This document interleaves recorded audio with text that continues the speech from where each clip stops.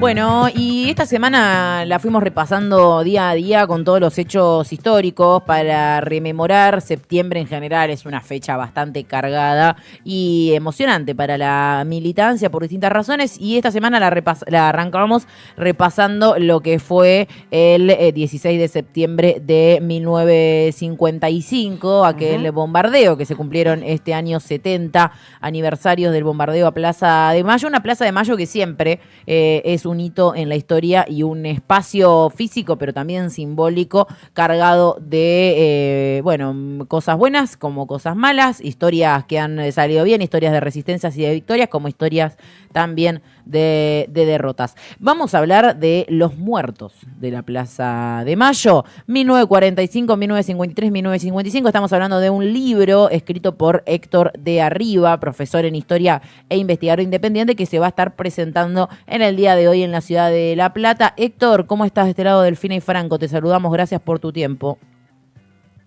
Hola, buenos días, ¿cómo están ustedes? Muy bien, Muy bien, gracias. Gracias, Héctor. Este libro, ¿no? Decíamos, Los muertos de Plaza de Mayo, 1945, 1953, 1955, con años particulares. ¿De qué va este libro y cómo llegás vos a esta investigación?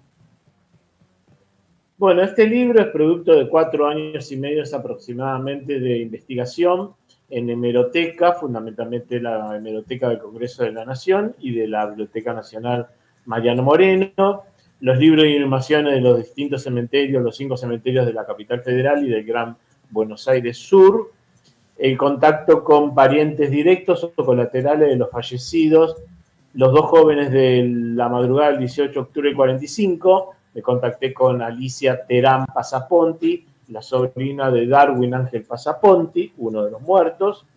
De los 6 fallecidos por 2 bombas, el 15 de abril de 1953 me contacté con el nieto y el bisnieto de Osvaldo Mouchet, empleado del subterráneo, que fallece con la segunda bomba.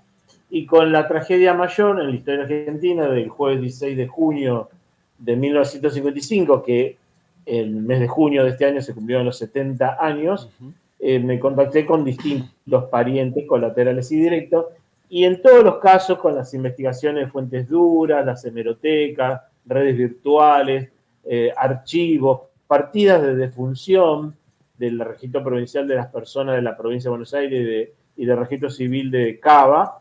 Mi objetivo, y creo haberlo cumplido, alcanzado, fue identificar, más allá del nombre y del apellido, que ya había algunas listas, quién era la persona detrás de ese nombre y de ese apellido. Había una identidad humana, un ser humano, que por las diversas circunstancias macrohistóricas del 45, 53 y 55, cayeron víctimas inocentes por balazos, como murieron los jóvenes del 18 de octubre, bombas del 15 de abril y bombas ametralladoras del 16 de junio del 55, y yo rescaté su vida social, laboral, familiar, estudiantil, etcétera, en una obra de 368 páginas que el mes que viene firmo con Duncan el contrato para la segunda edición. Mira, bueno, felicitaciones por esa segunda edición también, Héctor. Un gusto. Buen día, Franco, te saluda de este lado. Con respecto un poco a esta investigación y demás, ¿cuánto fue de costoso el hurgar, sobre todo en hechos que lamentablemente para la historiografía argentina en general, si se quiere, y para sobre todo muchos rincones de la academia, son de los hechos quizá más olvidados, ¿no? O menos relatados. ¿Fue dificultoso en esta búsqueda recurrir a las fuentes particulares, personales, familiares? ¿Era también uno de los principales elementos para la obra? Bueno, desde el punto de vista administrativo vamos a empezar. Pedir información en algunos cementerios municipales vía telefónica o por correo electrónico para confirmar que había ingresado la persona allí, si estaba todavía allí, si había contactos de familiares que mantuvieran el dominio de la tumba. En algunos cementerios, por no ser yo, como investigador e historiador, familiar directo del fallecido, me negaban la información cuando las informaciones de entidades públicas, documentación pública, son de acceso público. Y más pasado, no 10, 20, 30 años, 70 años del junio del 55, 73 años de abril del 53 y muchos más años de octubre del 45. En otros cementerios, como debo destacar el cementerio de Avellaneda, la colaboración fue amplia, lo mismo que en el cementerio de Flores de Capital, Chacarita, Recoleta, Británico y Alemán de Capital. Eso desde el punto de vista administrativo. Con respecto a las personas, como la investigación me tomó parte de la pandemia y teníamos que estar encerrados, tuve que recurrir a las redes virtuales, correo electrónico, guías telefónicas, testeando así, llamaba a personas que tuvieran el apellido del fallecido y me decían, no, yo no tengo nada que ver, no tengo nada que ver, hasta que uno decía, era mi abuelo, era mi tío, era mi primo, soy la hija, soy el hijo. Bueno, entonces, la primera confirmación. Segundo, la sorpresa, ¿y usted quién es? Claro. ¿Qué necesita? Y cuando yo le explicaba que soy un historiador, soy historiador, tengo otras obras publicadas de otras temáticas, bueno, comenzaba así como un relajo y la persona se abría y yo le explicaba que lo que necesitaba era testimonios orales, tradiciones familiares de lo ocurrido, y se tenía alguna documentación, porque mi libro de los 6 capítulos tiene uno que es el anexo fotográfico, y entonces algunas familias me mandaron la foto, una reunión familiar, la foto, bueno, del fallecido, en otras circunstancias, el documento, y quedaron muy satisfechos y sorprendidos porque era la primera vez, si bien había algunos recordatorios del 2005, 2009, 2010, siempre esos recordatorios en Capital Federal, o Cava ahora, era apellido, coma, nombre. Murieron 300 personas, 200 personas, 6 personas, pero detrás de ese número había un ser humano. Entonces quedó satisfecho, contento, y como he presentado el libro en distintos espacios municipales, provinciales, nacionales, distintas provincias, he logrado tener la satisfacción de conocer a varios parientes, hermanos, sobrinos, etc. Héctor, decías que te interesó y en lo que más hurgaste, más que en la cantidad de personas o en el hecho en sí mismo, eran esas vidas, ¿no? En esas vidas militantes, en esas vidas sociales. Podemos decir que un punto en común entre todos estos muertos es que eran militantes peronistas, digamos. ¿Todos murieron o no? ¿Cómo, no. o qué encontraste? ¿Qué puntos en común? ¿Qué cosas más curiosas? De lo que no sabemos nada, ¿no? Porque si algo, como recién destacaban, hay una ausencia, si se quiere, historiográfica con respecto a estos hechos, incluso una masacre tan grande como fueron los bombardeos a Plaza de Mayo del 55, ¿no? Tanta ausencia sobre la información, ¿no? Sabemos que un micro con niños estaba pasando, o sea, como que son cosas muy aisladas, sin una reconstrucción de esas vidas. ¿Qué encontraste vos? ¿Qué puntos en común? ¿Qué puntos de distancia completos? ¿Qué nos podés contar sobre esa investigación? Bien. Cuando la gente se retiraba el 18 de octubre del 45 a la madrugada, después de haber participado el 17 de octubre, durante todo el día esperando las palabras del entonces coronel Juan Domingo Perón desde el balcón, cuando se retiran hay unos tiroteos en la Avenida de Mayo y mueren Darwin Ángel Pasaponte y Francisco Ramos.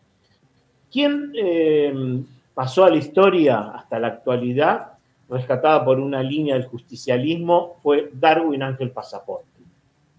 Bien, Pasaponte fue a la plaza como muchas otras personas, él tenía 18 años, pero fue a la plaza no como peronista, porque el peronismo como tal, como partido peronista, nace en enero del 47. Entonces, ¿por qué él fue a la plaza, un joven estudiante de Mariano Acosta de Capital? Porque él era nacionalista, era unionista nacionalista, era joven de la Unión Nacional Libertadora, de la Alianza Libertadora Nacionalista. Entonces veía el Perón en su verbo coincidencia con su pensamiento del nacionalismo, la soberanía, la Argentina, el catolicismo.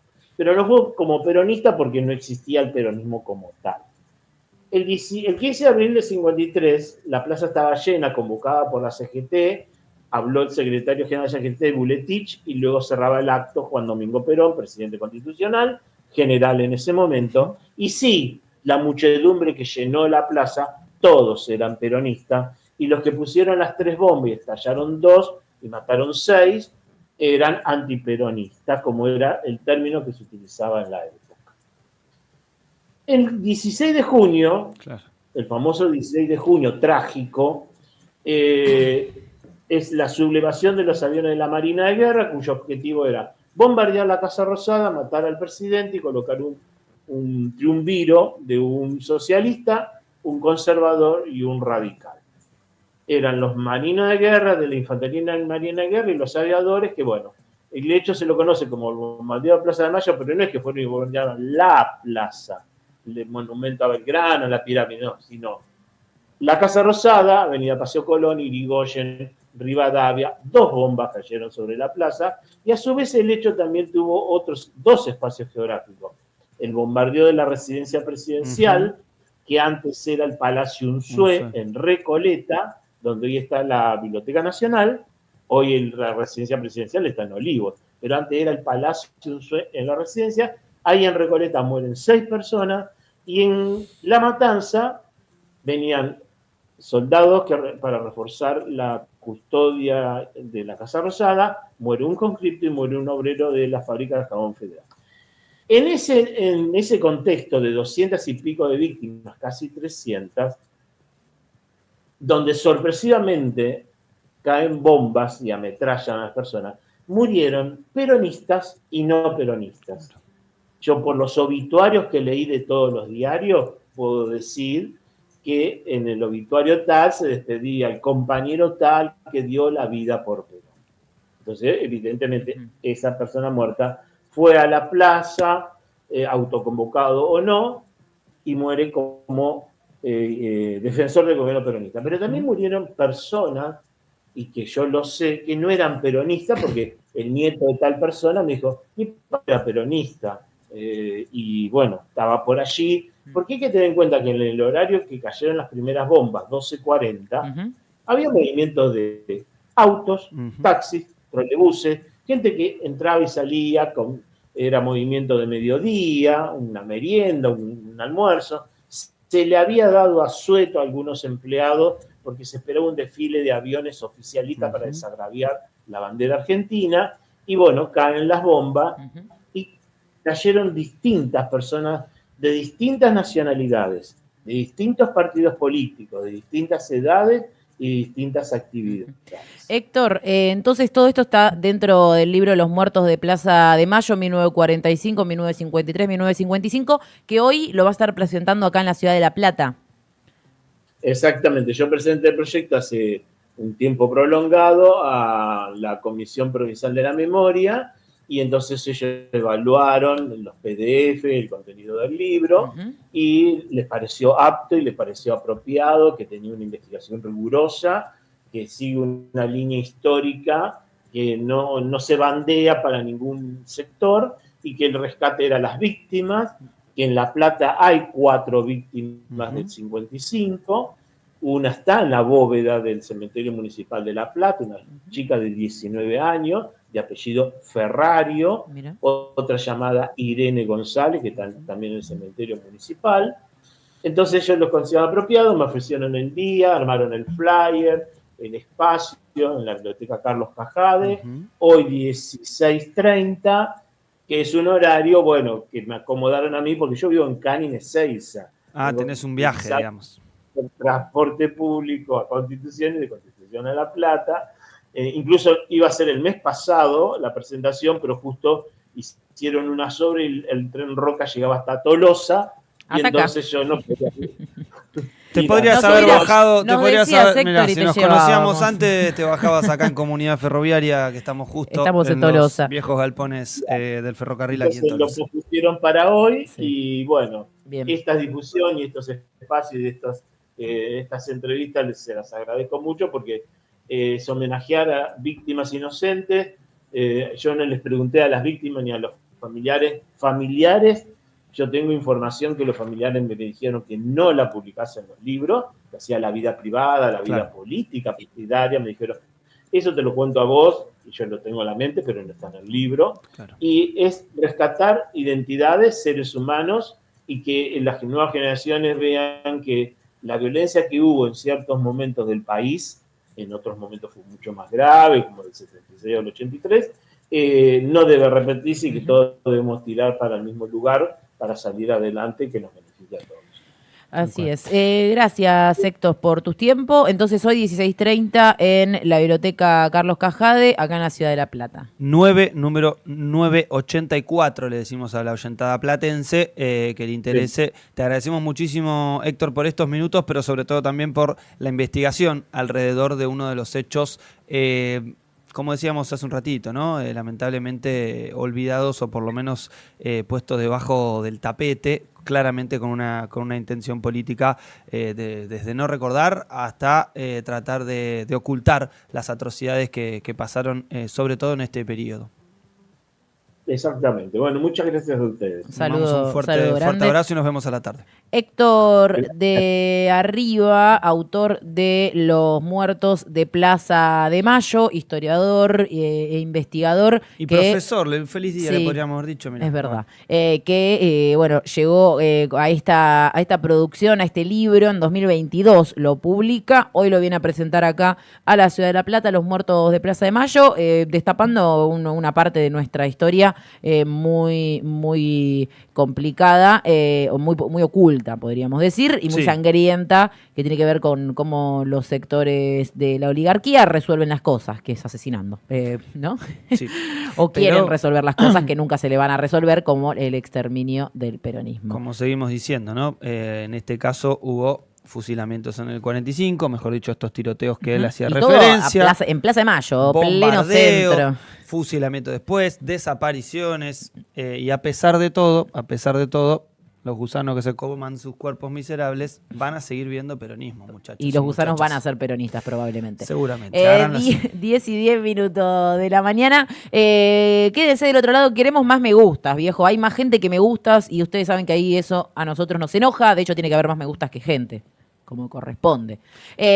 Y comenten cómo está haciendo Néstor, que dice: ayer marchábamos desde el noroeste de Córdoba capital, organizaciones, gremios, a apoyar la educación pública y el Garrahan, felices. Un saludo muy grande a Néstor y ustedes también al 221-314-6881. Nos mandan audios celebrando lo que pasó ayer, contándonos cómo estuvo. Nos pueden mandar fotos también de cómo se dieron las movilizaciones en sus localidades. Y aprovechamos este momento para desearles un gran feliz cumpleaños a nuestra general, a la queridísima Marta Sarramone, que la queremos un montonazo. Un inmenso abrazo. Anda por ahí del otro lado, Marta, perdón, no nos dimos cuenta antes de decirte feliz cumpleaños, perdón, Marta.